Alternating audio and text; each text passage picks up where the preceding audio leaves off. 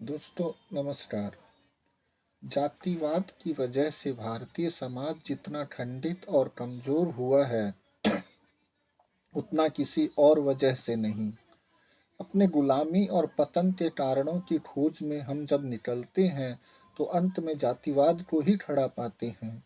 जातिवाद समाज के माथे पर लगा वह कलंक है जिसे बिना किसी किंतु परंतु के तुरंत मिटा डालने की कोशिश होनी चाहिए थी, लेकिन अफसोस की आज भी लीपापोती के सहारे इसे सही ठहराने की कोशिशें जारी है।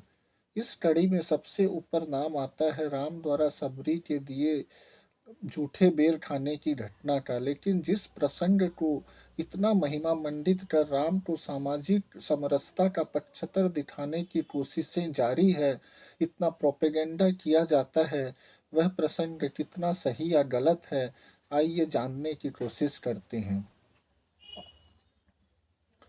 अरण्यकांड के अनुसार राम लक्ष्मण दोनों भाई सीता की तलाश में उनसे मिलने मतंग ऋषि के आश्रम में पहुंचते हैं, जहां एक अति वृद्धा सबरी उनकी प्रतीक्षा कर रही होती है। सबरी उन्हें देखते ही उनके पैरों में गिरकर उन्हें प्रणाम करती है और इसके बाद वह उनका उचित सत्कार करती है और उन्हें खाने की वस्तुएं देती है। लेकिन कहीं भी किसी भी रामायण में ऐसा प्रसंग नहीं आया है कि सबरी ने राम को चुन चुन कर या चख चख कर जूठे बेर खाने को दिया और राम ने भी उसे खाया। इसके बाद सबरी दोनों भाइयों को अपना आश्रम दिखलाती है और सुग्रीव का पता बताकर उनसे विदा लेती है। यहाँ एक बात यह उल्लेखनीय है कि राम ने यहाँ ऐसा कोई भी क्रांतिकारी कार्य नहीं किया जो जिक्र के काबिल हो। सिर्फ शूद्र होने के कारण एक अति वृद्धा सबरी अपने से उम्र में बहुत छोटे राम लक्ष्मण के पैर पड़ती है, लेकिन राम को उससे कोई ऐतराज नहीं होता। यहाँ राम को सबरी का भगवान दिखलाया जाता है, लेकिन यही राम जब किसी ब्राह्मण या ऋषि से मिलते हैं तो उनके चरणों में ऐसे लोटपोट हो जाते हैं मानो वे उनके भगवान हो। खैर, अपने मूल मुद्दे पर वापस आते हैं।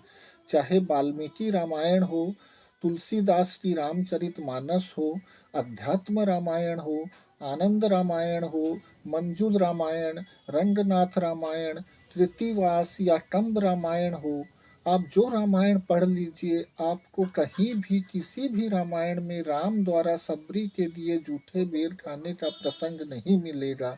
तो फिर यह बात आई कहाँ से? सूरदास की एक गीतावली है सूरसागर, इसमें वे अपने एक पद में लिखते हैं, प्रभु ने दुर्योधन का मेवा त्याग कर विदुर के घर का साग खाया और सबरी के जूठे बेर खाए। और बस यहीं से यह प्रसंग रामानंद सागर उठाते हैं। असल में आम जनता से इस प्रसंग की भेंट रामानंद सागर के धारावाहिक रामायण सीरियल से ही होती है। और धारावाहिक रामायण के शुरुआत में ही यह लिखा आता है कि यह धारावाहिक वाल्मीकि, तुलसी, कंब, कृतिवास और रंगनाथ इन 5 ग्रंथों पर आधारित है।